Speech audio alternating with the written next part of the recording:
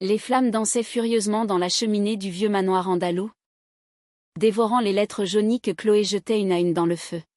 « Tu n'es plus ma fille » hurla la voix intérieure de son père, écho d'une dispute qu'il avait brisée.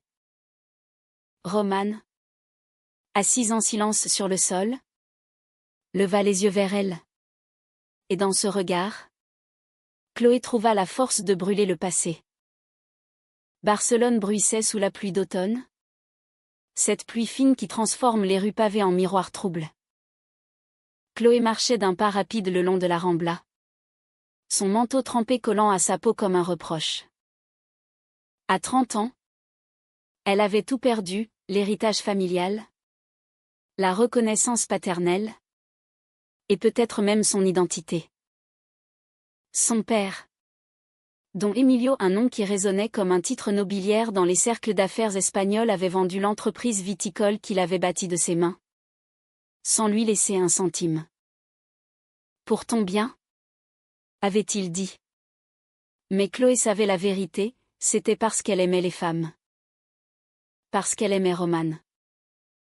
Romane, cette Française aux yeux sombres et au sourire qui illuminait les nuits les plus noires. Elles s'étaient rencontrées 3 ans plus tôt, lors d'un salon du vin à Madrid. Chloé, alors directrice adjointe de l'entreprise familiale, avait été captivée par cet œnologue venu de Bordeaux, avec son accent chantant et sa passion pour les terroirs. Romane parlait du vin comme d'une poésie vivante. Et Chloé, élevée dans les vignobles arides de la Rioja, avait vu en elle une oasis. Leur premier baiser avait eu lieu sous un ciel étoilé, après une dégustation tardive. « Tu es mon vin préféré » avait murmuré Romane. Et Chloé avait ri. Le cœur en fête. Mais le père de Chloé, un homme d'une autre époque, n'avait pas ri. Don Emilio, veuf depuis 10 ans, vivait dans l'ombre de traditions catholiques rigides. Quand il avait découvert la relation de sa fille, ce fut comme si un ouragan avait balayé leur maison. « C'est contre nature » avait-il crié, les veines saillantes sur son front. Chloé avait tenté de raisonner, de plaider pour l'amour qu'elle portait à Romane. Mais il avait claqué la porte, littéralement et figurativement. Quelques mois plus tard, l'annonce tomba, l'entreprise, Bodega Emilio, était vendue à un consortium anonyme. Chloé, qui avait consacré sa vie à ses vignes, se retrouva déshéritée, reléguée à un poste subalterne dans une cave coopérative. Romane avait été son ancre dans la tempête. Installée à Barcelone pour être près d'elle, elle travaillait comme consultante indépendante, aidant les vignerons à moderniser leurs méthodes. On reconstruira tout, ensemble, disait-elle souvent, en caressant les cheveux de Chloé lors de leurs soirées intimes. Leur appartement, un loft perché sur les hauteurs de Gracia, était un havre de paix, murs blanchis à la chaux, plantes grimpantes, et une bibliothèque remplie de romans français Proust, Duras, des auteurs qui parlaient d'amour interdit et de résilience. Pourtant, le doute rongeait Chloé. Était-ce vraiment de l'amour? Ou une rébellion contre son père? Romane, avec sa douceur infinie, dissipait ses ombres. Un soir, alors qu'elle marchait main dans la main le long de la plage de la Barceloneta, Romane s'arrêta et sortit une petite boîte de sa poche. « Épouse-moi, Chloé. Pas pour défier le monde, mais pour le conquérir avec moi. » Les vagues applaudissaient. Et Chloé, les larmes aux yeux, accepta.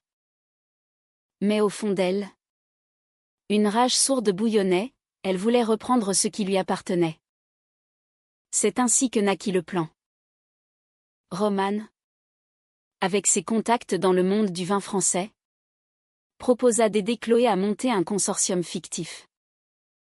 Elles contactèrent des investisseurs discrets, des amis de Roman à Paris et à Lyon, qui acceptèrent de prêter leur nom. Chloé, utilisant ses économies et un prêt bancaire risqué, devint l'acheteuse anonyme. Don Emilio, pressé par des dettes cachées des investissements ratés en Amérique du Sud, signa sans se douter de rien. Le jour de la transaction, Chloé observa de loin, cachée derrière une vitre sans teint dans le bureau du notaire. Son cœur battait la chamade, c'était une victoire amère. Mais la vie, comme un vin qui fermente, réserve des surprises. Quelques semaines après la vente, Don Emilio commença à poser des questions. Des rumeurs circulaient dans les cercles viticoles, la nouvelle propriétaire était une femme. Une Française peut-être. Chloé, désormais à la tête de Bodega Emilio sous un nom d'emprunt, sentait la pression monter. Roman la rassurait, c'est notre secret, notre force. Un après-midi ensoleillé, alors que Chloé inspectait les vignes, son téléphone sonna. C'était son père. Viens à la maison. Il faut qu'on parle. Sa voix était brisée, inhabituelle. Chloé hésita. Mais Roman l'encouragea, affronte-le. Pour nous. Elle partit seule, laissant Roman à Barcelone. Le manoir familial, niché dans les collines de la Rioja, n'avait pas changé, pierres anciennes, vignes à perte de vue. Don Emilio l'attendait dans le salon, un verre de vin à la main. J'ai appris pour l'entreprise, dit-il sans préambule. Chloé se figea. Comment? Un ami notaire. Tu es l'acheteuse, n'est-ce pas? Avec cette femme. Le mot « femme » fut craché comme un venin. Chloé nia d'abord. Mais les preuves étaient là, documents. Signature masquée. La dispute éclata. Violente en mots. Tu m'as trahi, hurla Don Emilio. Non. C'est toi qui m'as trahi en me reniant pour qui j'aime. Rétorqua Chloé. Les larmes coulant. Il leva la main. Mais s'arrêta. Tremblant. Sors d'ici. Tu n'es plus rien pour moi. De retour à Barcelone, Chloé s'effondra dans les bras de Roman. C'est fini, murmura-t-elle. Mais Roman, avec sa sagesse, répondit, non. C'est le début. L'amour triomphe des trahisons. Elles passèrent la nuit à parler, à planifier l'avenir de l'entreprise sous leur direction conjointe. Bodega Emilio deviendrait un symbole de modernité, inclusif, avec des vins dédiés à la diversité. Pourtant, une ombre planait. Roman recevait des appels mystérieux, des investisseurs français qui semblaient regretter leur implication. Chloé, paranoïaque, interrogea, est-ce mon père? Roman secoua la tête, non. Juste des affaires. Mais dans ses yeux, Chloé crut voir un mensonge. Les jours suivants furent un tourbillon d'émotions. Chloé, à la tête de l'entreprise, implémenta des changements radicaux, vignoble bio, partenariat avec des artistes queer pour les étiquettes, et une campagne marketing axée sur l'inclusion. Roman, son bras droit officieux, brillait dans les négociations. Ensemble, elles formaient un duo invincible, leur rire résonnant dans les caves voûtées. Mais la trahison couvait. Don Emilio, humilié, ourdit un plan pour reprendre le contrôle. Il contacta les investisseurs, révélant l'identité de Chloé et jouant sur leurs préjugés. Un soir, Roman rentra tard, l'air épuisé. Qu'est-ce qui se passe? Demanda Chloé. Rien. Un rendez-vous prolongé. Mais Chloé fouilla son téléphone, une erreur fatale, et découvrit des messages. Emilio propose plus. Pense à ton avenir. Le cœur brisé? Chloé confronta Roman. Tu me trahis pour de l'argent? Roman, les yeux emplis de larmes. Avoua, il m'a contacté. Il offre une fortune pour que je te convainque de revendre. Mais je n'ai pas accepté. C'était pour nous protéger. Chloé, aveuglée par la douleur, hurla, sors. Roman partit, laissant un vide abyssal. Seule dans l'appartement, Chloé sombra dans la dépression. Les vignes semblaient faner sous son regard. Elle repensait à leur première rencontre, à se baiser sous les étoiles. Était-ce tout faux? Non. L'amour était réel, mais la confiance brisée. Don Emilio, sentant la victoire, intensifia ses efforts.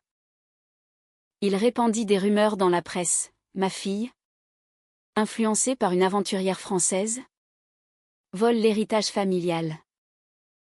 Les médias espagnols s'emparèrent de l'histoire, transformant leur romance en scandale.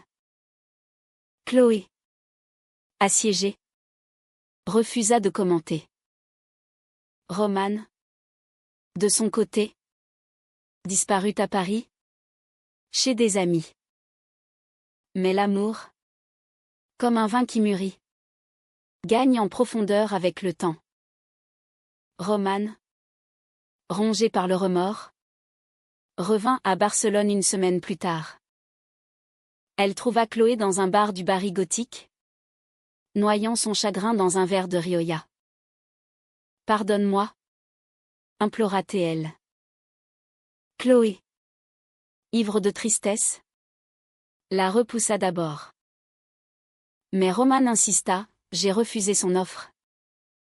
J'ai même enregistré notre conversation. C'est lui le traître. Pas moi. Elles rentrèrent ensemble. Et la nuit fut un torrent de confessions. Roman expliqua, son père l'avait menacé, évoquant des dettes familiales en France. Mais toi, tu es ma famille maintenant. Chloé, touchée, l'embrassa. Leur étreinte fut passionnée. Un mélange de larmes et de désir, réaffirmant leur lien. Le lendemain, elles affrontèrent Don Emilio. Dans son manoir, avec l'enregistrement en main, elles le confrontèrent. C'est fini. Père. Accepte-moi tel que je suis. Ou perds-moi pour toujours. Don Emilio, face à la preuve de sa propre manipulation, s'effondra. J'ai peur de te perdre, avoua-t-il, la voix tremblante. Pour la première fois, il parla de sa femme défunte, de son éducation rigide. J'ai été un idiot. La réconciliation fut lente, mais réelle. Don Emilio accepta de rencontrer Roman, et lors d'un dîner tendu, il goûta un vin qu'elles avaient créé ensemble, cuvée arc-en-ciel. Un assemblage franco-espagnol symbolisant l'union. C'est bon, admit-il. Un sourire timide aux lèvres. Pourtant, le haut trao n'était pas fini. Un investisseur mécontent, allié de Don Emilio, lança une procédure judiciaire pour annuler la vente, arguant de fraude. Chloé et Roman durent se battre au tribunal de Madrid. Les audiences étaient épuisantes, les avocats impitoyables. Roman, témoignant, déclara, notre amour n'est pas une fraude, c'est la vérité la plus pure. Le juge, touché par leur sincérité, trancha en leur faveur. Victoire en main. Elles retournèrent aux vignes. L'entreprise prospéra, devenant un modèle d'inclusivité. Chloé et Roman se marièrent dans une petite chapelle andalouse, avec Don Emilio comme témoin réticent mais présent. « Je suis fier de toi », murmura-t-il à Chloé, les yeux humides. Mais la vie n'est pas un conte de fées. Des tensions ressurgissaient, Don Emilio luttait contre ses préjugés, Roman contre ses doutes. Pourtant, leur amour grandissait, nourri par les épreuves. Les saisons passaient, marquant les vignes de cycles éternels. Printemps fleurissant, été ardent, automne récoltant, hiver reposant.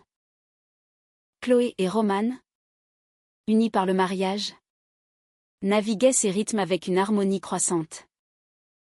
Leur maison à Barcelone s'emplit de souvenirs, photos de voyages en Provence, bouteilles vides de dégustation passionnée, et un chat errant adopté, baptisé Rioja. Don Emilio, retraité forcé, visita plus souvent. Il apprit à connaître Roman, découvrant en elle une intelligence vive et une passion sincère pour le vin.